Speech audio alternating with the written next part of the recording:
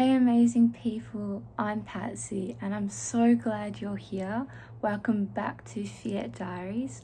And today I was actually really reflecting on exploring more of the Proverbs 31 woman and how we can relate to it in our daily lives. So, have you ever read Proverbs 31 and thought, wow, how can anyone live like that? Live up to that expectation, live up to those standards. I know I have. It says in the Bible she rises early, she works with willing hands, cares for her household, and yet radiates this strength, dignity, beauty, and confidence. At first, it can feel quite intimidating, like how can we measure up to this? But the more I have reflected on this, the more I actually realize that this passage isn't just about being perfect. It's about habits, how we can actually grow in every day. Our little steps, ways we can let God guide our hearts. And today I actually really want to share these 8 habits of a Proverbs 31 woman, which I am still learning and growing in as I take this up for my Lenten reflection this Lent. And even though I'm sharing this from my perspective as a Catholic woman of God, I think anyone can actually learn something from these principles, with whether it's diligence, wisdom, generosity, courage, and integrity. How can we choose to show up, care for others, and anchor ourselves in God? And this applies to everyone. So let's get our Bibles and get into it.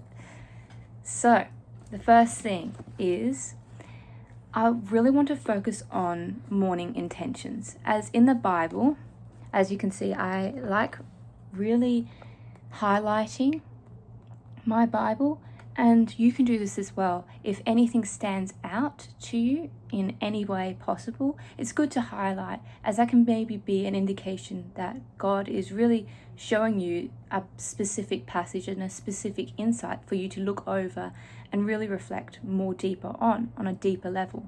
But I really want to reflect more so on one of the passages. It's Proverbs 31:15, and it says, "She rises while it is yet night, and provides food for her household and tasks for her maidens." Now, I'll be honest, mornings are really hard for me. Some days I just get out of bed and it feels like it's like so hard, you know? Some days I can get out of bed, I'm like, yes, I did it. Or other days it's really just pushing the snooze button, or if I'm saying, yep, I'm gonna get up at this time, and I never eventually get up at the time that I say that I do. And when I was reflecting on this verse, I was like, wow, she rises when it's yet night. Like, how does she do this? How can she do this? And I believe the Bible in this passage was showing us that rising early is part of her diligence and care. And I really want to grow in that habit.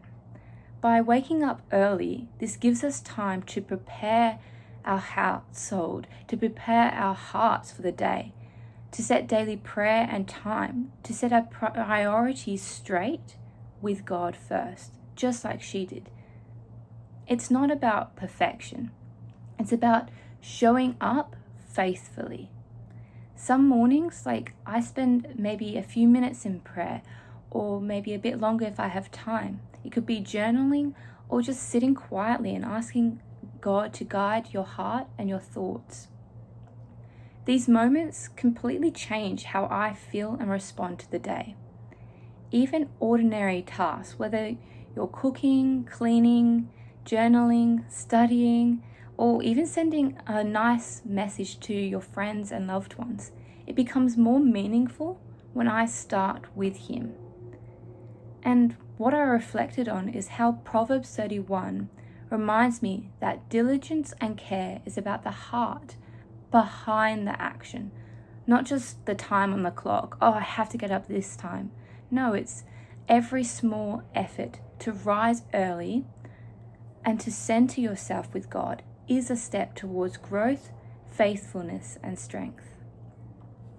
I also want to reflect on working with a purpose. As Proverbs 31:16 says, she considers a field and buys it. With the fruit of her hands, she plants a vineyard. So what does that mean? At first glance, it can feel quite overwhelming, like there's no way to live up to that standard.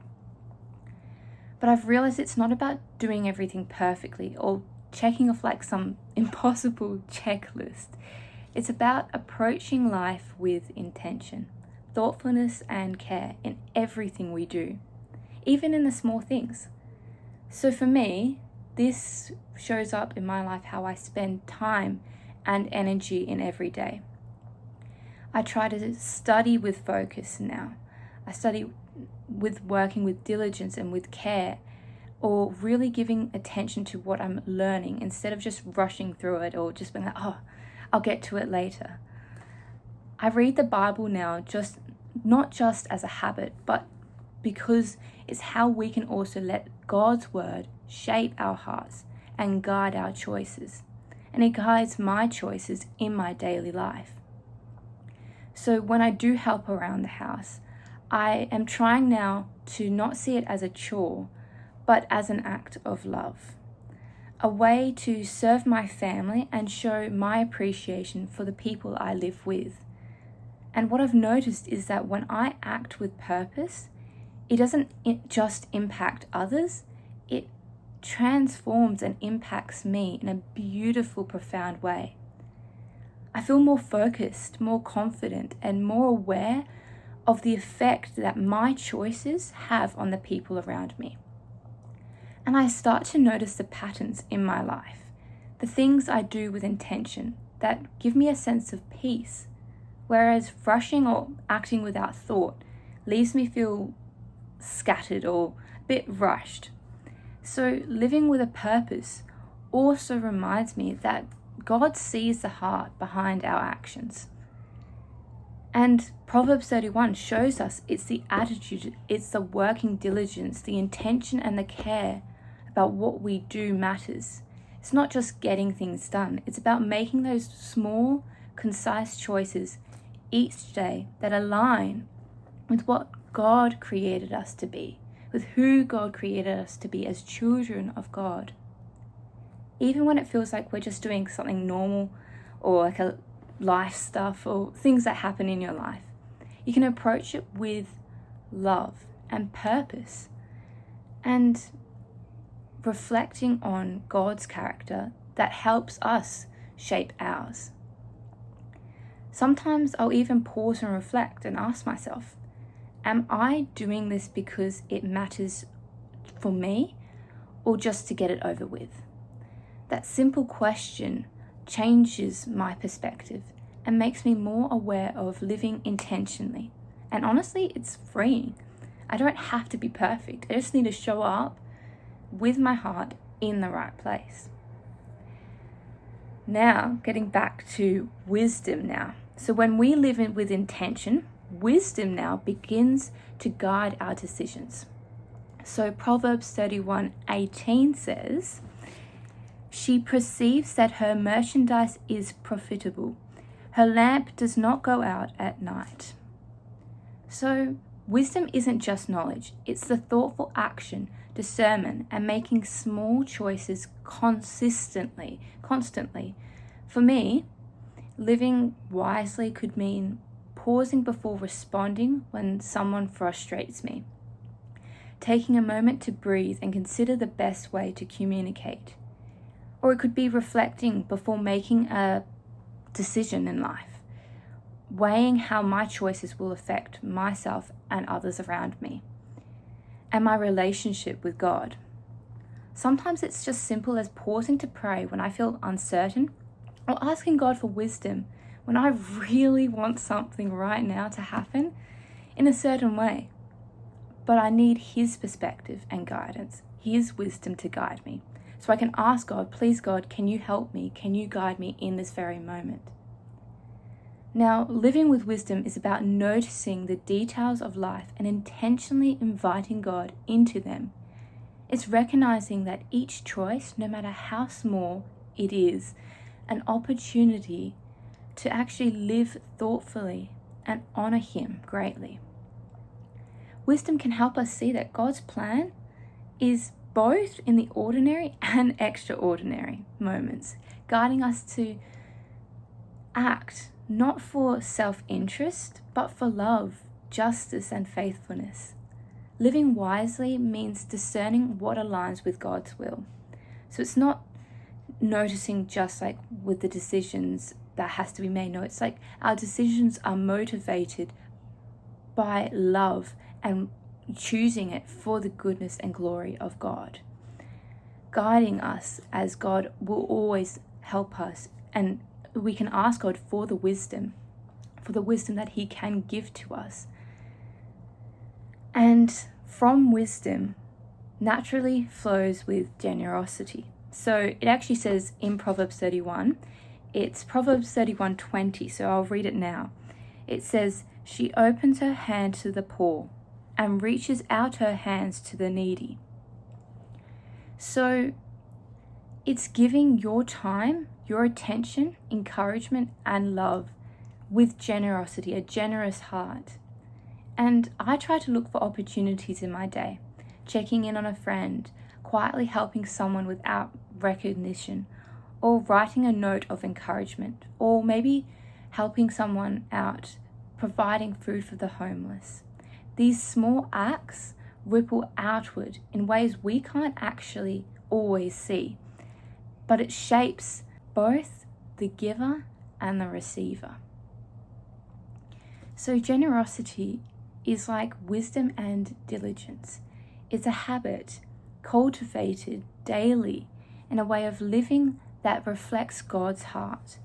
Living generously shapes the way we see the world and the people around us. It softens our hearts, helps us step outside our own needs, and reminds us that it's not just about what we gain, but what we give for others. Now, strength and courage has also come up in Proverbs 31. I was reflecting on it. It says, Proverbs 31:25, "Strength and dignity are her clothing, and she laughs at the time to come." So strength isn't about absence of fear. It's trusting God and facing life with grace. Some days I actually feel quite anxious and unsure of what to do, even afraid. But courage shows up in small ways, choosing patience when I feel frustrated, offering love when it's difficult, or taking a step forward even when I don't feel ready. Asking God for that courage to step forward with Him, the courage that He can give each and every one of us. And living with strength and dignity also shows up how we carry ourselves with how we dress. And I'll be honest, I used to dress for the world. I thought that this was the only way I could get attention or feel seen. I thought that I can't be modest enough. So I decided to wear high-rise skirts, low-cut crop tops, anything that would make me feel like grabbing the attention, but the wrong attention. I tried to show off or get validation from others. I thought it made me feel confident, but in reality, I was looking approval outside of myself. And over time, I realized that true confidence and worth doesn't come from showing off. They come from valuing my faith and who God says I am. Now, I still enjoy wearing clothes that are stylish or cute, comfy, but the difference is I do it with intention as a Christian and not to impress anyone else. I do it for me. My choices are about honoring God now, just as Proverbs 31 woman says. Modesty isn't just about the rules, hiding completely or trying to fit a certain image. It's about aligning our actions, our appearance, and heart with our faith, letting God guide how we value ourselves and interact with everyone around us. This is how we can actually guide each other in this very moment, and how we can actually see ourselves through God's eyes. And just like modesty shows who we are outwardly, our words reveal who we are inwardly. So every conversation, every encouragement or kind word really reflects how we cultivate with God and others. How are we actually resonating with everyone? Are we saying the correct words? Are we being generous? Are we being kind? Are we actually treating people with kindness through your words? Not just your actions, but through the words as well. Because our words are part of that reflection of God's love. Proverbs 31:26 says, "She opens her mouth with wisdom, and the teaching of kindness is on her tongue." So I've been learning to speak with intentionality, or really being there for someone when they really need just a listening ear or just need help in this time that they might be going through. It's measured by love that we can communicate every day. Even the smallest conversations can shape the hearts when we choose our words thoughtfully. And through everything that I've said, there is one anchor: the fear of the Lord. The end of Proverbs 31, it's 31 as well, actually. Proverbs 31:31. And it says, "Give her the fruit of her hands, and let her works praise her in the gates." And Proverbs 30. "Charm is deceitful and beauty is vain, but a woman who fears the Lord is to be praised." So both of them combined.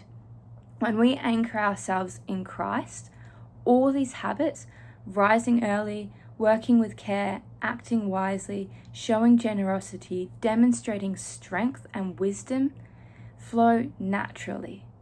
We don't have to be perfect. We don't have to do things that makes us feel uncomfortable, like, oh, do I have to get this exactly correctly? No, we only need to be faithful, intentional, and guided by Christ. This is what makes life as a Proverbs 31 woman truly beautiful.